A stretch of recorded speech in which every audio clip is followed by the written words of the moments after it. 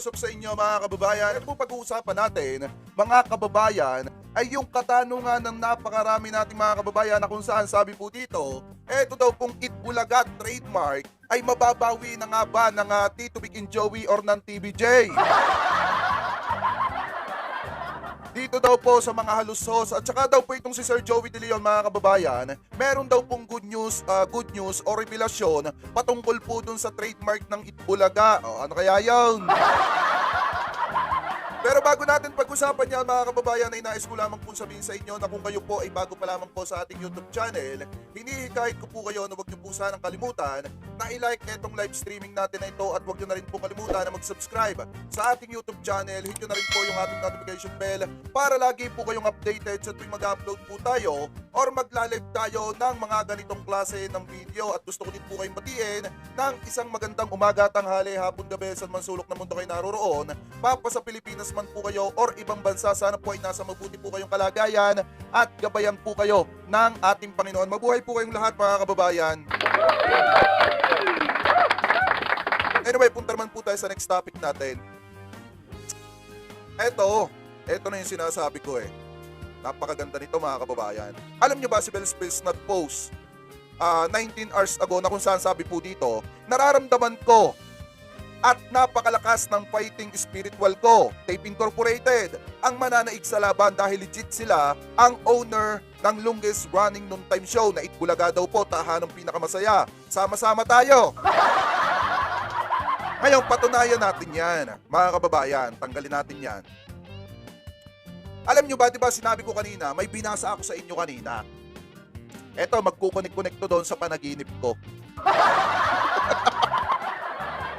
Isipin nyo yung sinabi ko kanina sa live natin. Diba bago natapos, yung ano natin mga kababayan, bago na lobat, yung ating sound card. Diba sabi ko sa panaginip ko mga kababayan, nag-meeting yung mga executive ng GMA7 at saka yung taga-tape. Eto na oh. Hindi niya lang alam, eto 9 hours ago, sabi niya dito, the good relationship between GMA and Tape Incorporated. Kapurihan kayo at sumainyo ang malalaking biyaya at higit sa lahat, pagtibayin ng poong may kapal, ang magandang samahan mula noon hanggang sa ngayon. Sabi pa dito, batid naming mga tagahanga ang mamutawi ang walang kapantay sa pagmamahalan sa pagitan. Ramdam na ramdam ko at ako ay nasasabik sa mga sumunod na araw. Ang saya talaga ng Itbulaga ngayon. Buong bayan ay nasasabik manood tuwing tanghali. Maging ang mga basher ay sumusubaybay sa tahanang pinakamasaya. So ngayon mga kababayan, hindi yan yung purpose natin dyan, kaya natin binasa. Etong litratong ito yung purpose natin dyan. Kasi nga mga kababayan, di ba sabi ko sa inyo, nag-meeting yung mga taga-tape at saka yung executive ng GMA7 na kung saan mga kababayan, eto, basahin ko lang ulit yung napanaginipan ko. Saan ko ba napanaginipan nyo? Ito. Sabi doon sa panaginip ko kanina, ito yung sinabi ko eh. Ito. Kagabi, may closed door meeting ang mga executive. Panalo tayo dahil ayaw na ibigay ng GMA ang noontime air sa tape kahit magpalit ng pangalan ng show. So yan yung sinasabi dyan mga kababayan. Legit yan, bunso. Di pa lang na ilalabas but soon mabubulaga na lang ang mga viewers. So eto mga kababayan, kung makikita nyo, eto closed door meeting yan.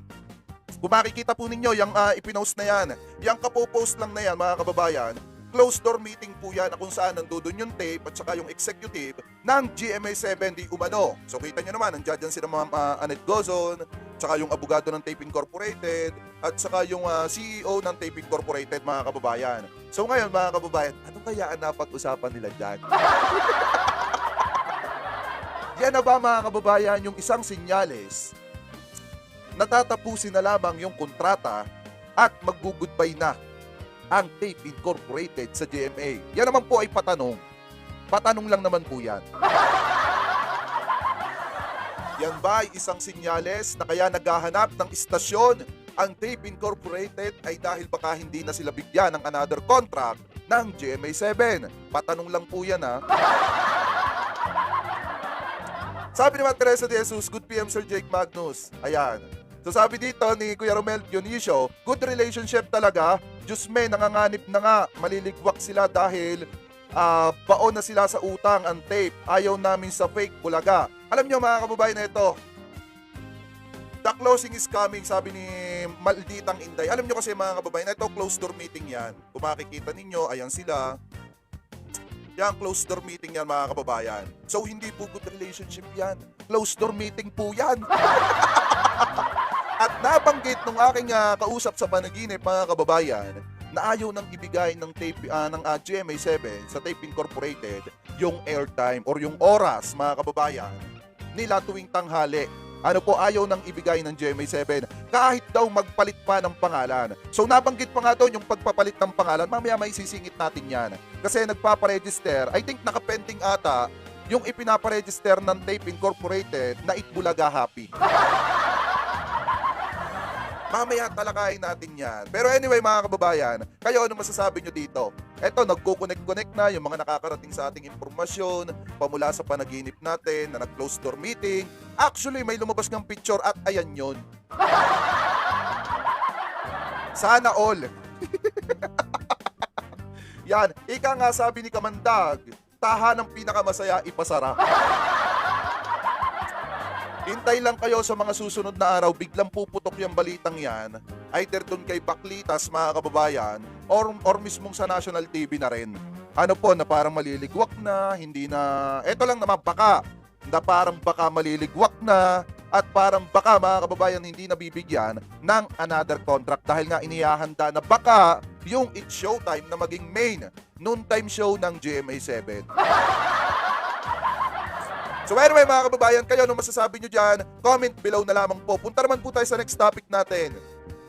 Eto, alam nyo ba mga kababayan, kanina, nung opening ng EAT, may binitawang salita si Master Henyo Joey De Leon na talagang magpapatunay, ano po, na malaki ang pag-asa na mababawi na ng Tito Vic and Joey yung trademark na Itbulaga. At sumabay pa ito, etong nakita nating video ito, etong ipinasa sa atin, na vlog nitong si Ferdinand Trending mga kababayan. Ano po, talagang tugmang-tugma dito. Kasi nga naman, bakit ka pa magpaparegister ng another trademark kung sigurado ka na nasa sayo na yung 10 years, ano po, na renewal ng trademark? Yan yung napakalaking mga kababayan na masasabi natin. Yan yung napakalaking katanungan. Bakit ka pa magpaparegister? Meron ka na ng trademark. Sigurado ka na nga dyan. Diba? So ngayon, kaya pala sila gigil na harangin dati yung Itbulaga mga kababayan na ipinaparegister or yung application ni Master Henyo Joey De Leon patungkol po dun sa kanyang pagpaparehistro ng Itbulaga ay dahil pala meron din silang nakapending na pangalan na ipinaparegister po sa Class 41 naman. So eto yun mga kababayan. Mamaya natin pakinggan muna natin yung binitawang salita ni Master Henyo kanina. Eto yun. Wait lang. Alam nyo ba, nag-post si Master Henyo sa Twitter. Eto po yung post po niya. Sabi niya, hindi lang pala red queso de bola kung hindi gold medal for basketball. Congrats Gilas dahil nakakuha po ng gold medalist ang Gilas Pilipinas mga kababayan. So ngayon, ang sabi pa dito, eto daw. And while eating our queso to celebrate, we are waiting for the return of another bola. Ano kayang bola yon? So sabi niya dito, or bola gets mga kababayan. So gets nyo. So ibig sabihin, yung Itbulaga may possible or malaki yung pagkakataon na bumalik na sa Tito Vic and Joey. Kaya kung makikita ninyo, etong kabila, nagpaparegister sila or may nakapending sila na trademark registration dito sa IPO Philippines. Yun pala, mababawi pala sa kanila. Eto, tingnan natin mga kababayan. Wait lang, pakinggan nyo itong sinabi ni Master Henyo. Eto yon. Aha. Ilapit na ang Kapaskuhan dito sa EAT! As a matter of fact, mga kaibigan, kagabi po, inilawan na yung aming pinakamalaking queso de bola. Matatagpuan nyo dito sa Reliance, sa Sheridan, yung Big Red Ball. Yung pala, hindi lang yun ang ibig sabihin nun. Dahil a few minutes after, another ball ang nakuha natin. Basketball, gold medal. At hindi lang yan. Hindi pa tapos. Hinihintay pa natin ang pagbabalik ng isang ball. Bulaga. Okay.